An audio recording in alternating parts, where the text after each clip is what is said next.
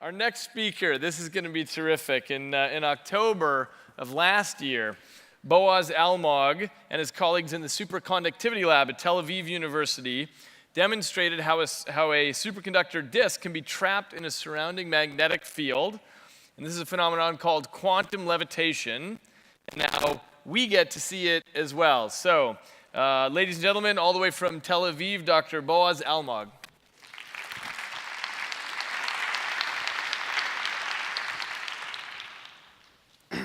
Hi. First of all, I want to thank the organizer for inviting me here. It's been a great pleasure. And what I'm going to show you today is actually the result of many years of research, actually 3 generations. And this is our superconductivity group, our professor Deutscher and my colleague Michel Azulay. So you're going to really see the result of many years of hard work. And let me start by quoting a famous science fiction novelist, Arthur C. Clarke, who said that any sufficiently advanced technology is indistinguishable from magic. And let me rephrase that and say that any sufficiently advanced science is indistinguishable from magic. And let me show you some magic. Can you give me? I forgot something very small. Excuse me. No, I needed tweezers.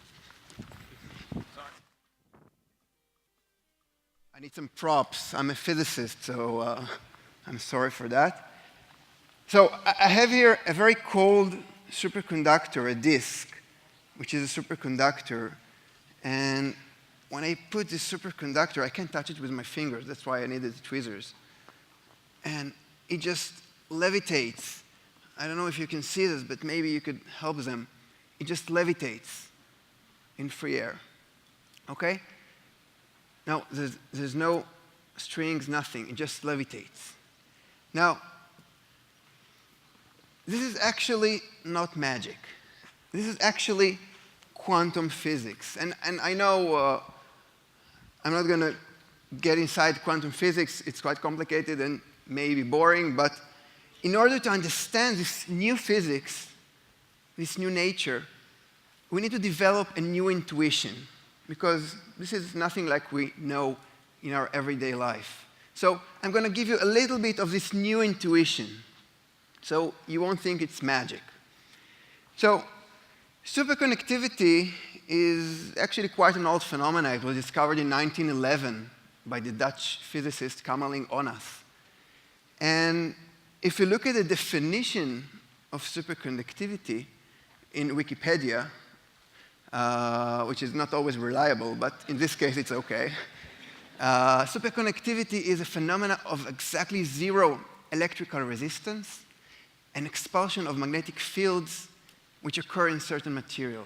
So, sounds complicated, but let's try to understand that. What is electrical resistance? So, in every conductor, there are these current-carrying particles, the electrons. And these electrons, they collide with the atoms, they collide with each other.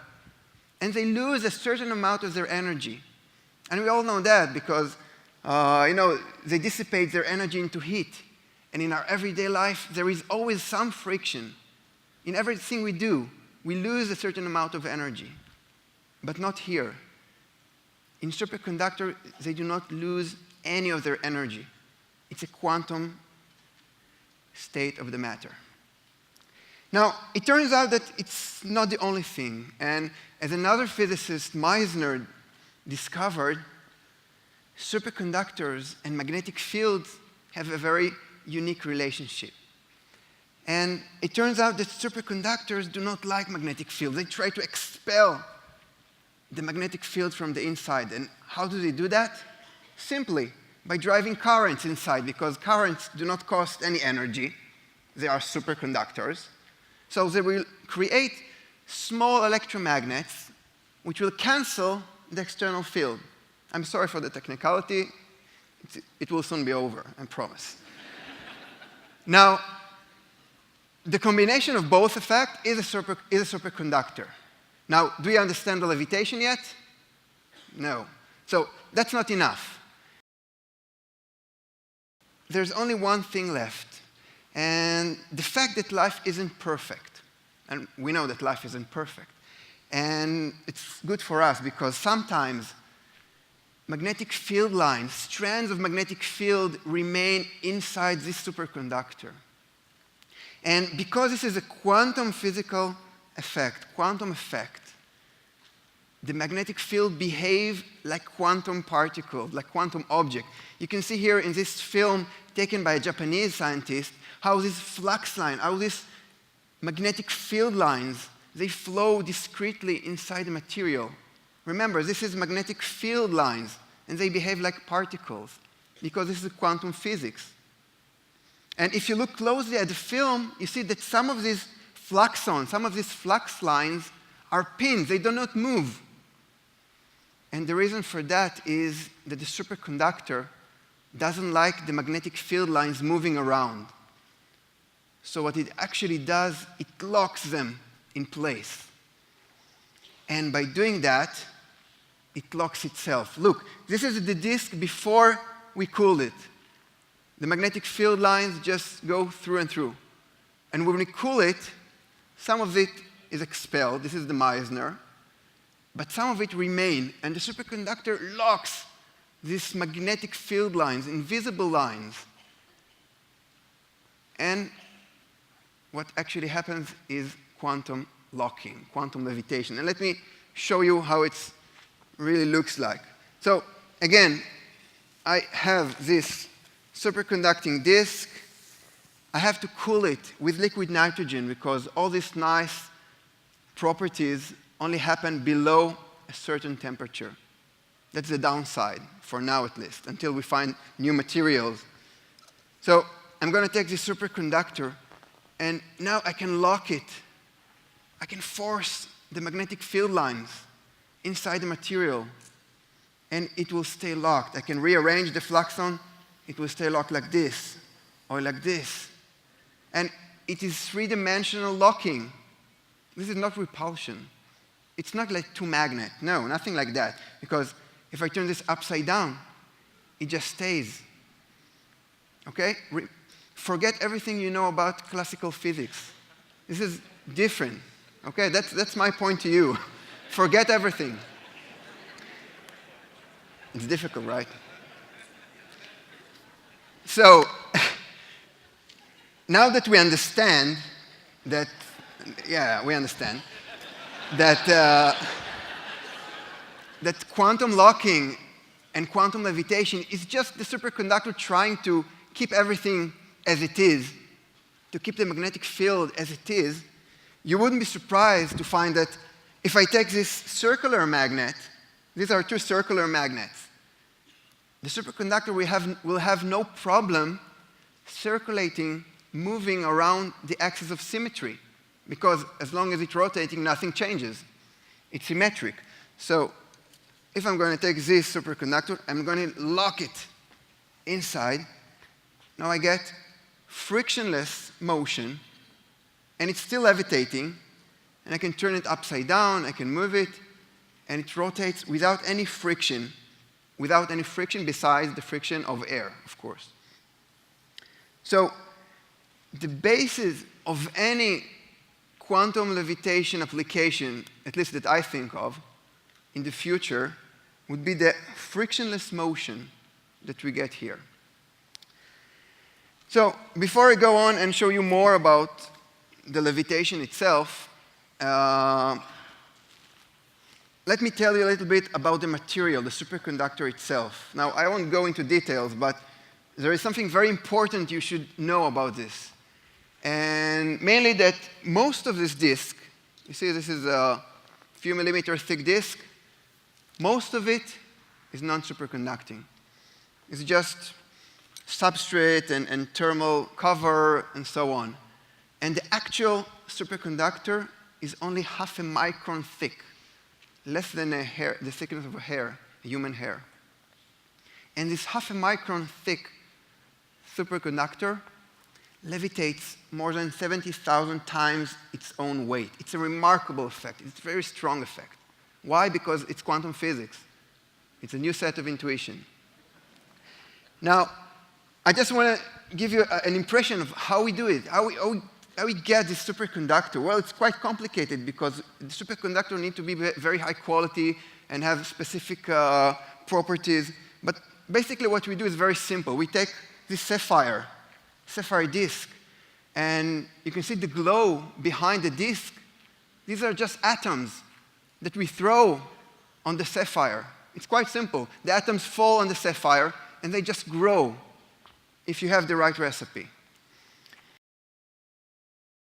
I told you about quantum levitation. Let's see how it works. So I have here a different configuration, a different set of magnets. I put on a rail in which the magnetic field is the same along this rail. So the superconductor will move without any friction on this rail. Let's see if it works.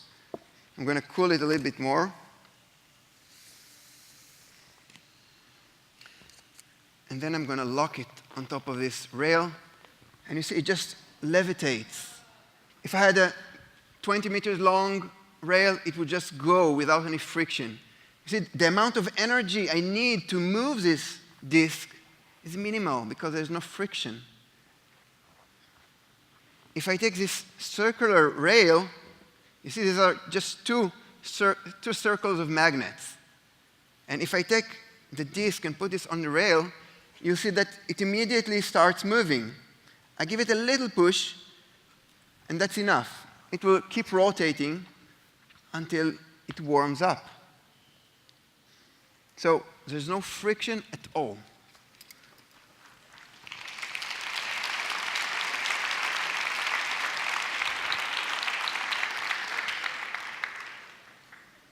Now, I can do the same thing on this rail, but upside down, because again, this is not magnetic repulsion. So if I take this disk and pin it below the rail, it will just move below the rail. Again, forget everything you know. This is not classical physics. You forgot? Okay. So this is quantum levitation and quantum locking in space, right? So I'm going to let it roll here a little bit longer, and I'm going to tell you about the applications of superconductors. So first of all, in general, superconductors, as I said, they conduct electricity without any friction, without any dissipation. So the first thing that comes to mind is making cables, power cables, to transfer energy, to transfer electricity. And people are trying to do that. For example, on the right here, you see a cable. This was just published last year. It's a group. They're trying to make a superconducting cable. And on the left here, you see what we're trying to do in Tel Aviv University. We're trying to take sapphire fibers, similar to optical fibers, and we try to coat them with a superconductor. And that's why you'll have a superconducting wires. And what can you do with superconducting wires besides power stations, besides driving electricity, which is important, very important? You could make strong magnets, for example. And why do we need magnets? For example, for MRI machines. You know that every MRI machine has a superconductor in it. But the problem is that the superconductors currently inside MRI machines need liquid helium, which is much more expensive.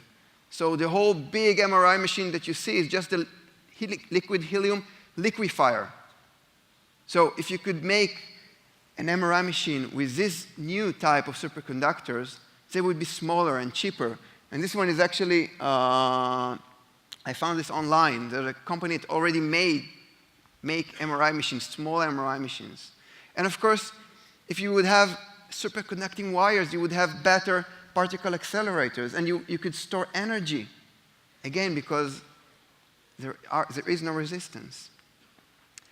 And what about quantum levitation? So the basic idea is that you have frictionless motion. And if you have frictionless motion, you can make better motors, much more stronger motors, and much more efficient generators. And you can even store mechanical energy. Remember how it rotated without any friction? You can store mechanical energy that way. And these are all under development all around the world. And what about levitating trains? So, of course, this is the immediate application, and there are many groups. For example, you see here a prototype from China, and there is a prototype in Brazil. And you can see a scheme of how, if I press here, you can see a scheme of how to levitate an entire train so it will move without any friction. So there are many, many applications for quantum levitation. And you can even take this concept a step farther. And this is the future we're talking about. And we already eliminated the friction with the rail, right? So we're just left with the friction with air. So why not take the air out? And why not make trains that move inside evacuated tubes? This way we'll have much more efficient transportation, much cheaper. Imagine you can travel between Europe to the US for $100. That's amazing. You can see the concept here.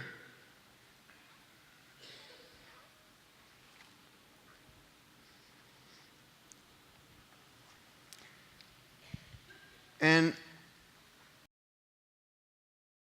I want to leave you with one more thing.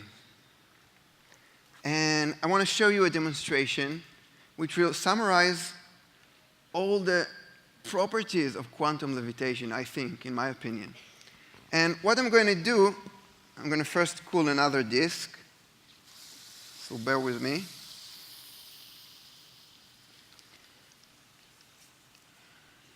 Remember, liquid nitrogen is cheap. It's cheaper than milk. So cooling is no problem. There are other problems, for sure, but cooling is not a problem. And you can see it's very easy to handle. So I'm going to take another disk, and I'm going to lock it above the rail at a certain position, and I'm just going to let it flow without any friction. And then I'm going to take another disk, and I'm going to lock it at a different configuration, and then I'm going to let them spin. Thank you.